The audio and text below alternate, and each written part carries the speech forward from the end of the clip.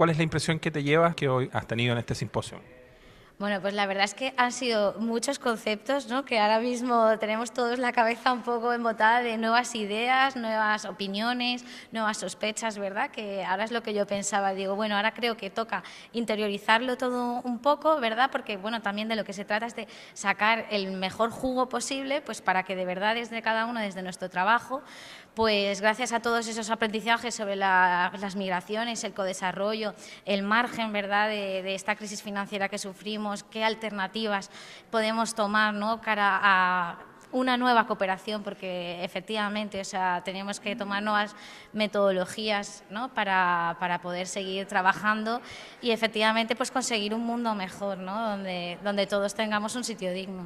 Sí, con lo que tú dices, con la clave del codesarrollo, con iniciativas nuevas. Yo creo que esa es la clave y quizás es el mensaje para terminar tus palabras, ¿no? Bueno, pues uno siempre se dice, ¿no?, también que el hambre agudiza el ingenio y bueno, y más pues si se juntan estos foros y gente que realmente se implica, reflexiona, ¿no?, y dice, bueno, ¿cuál es el panorama?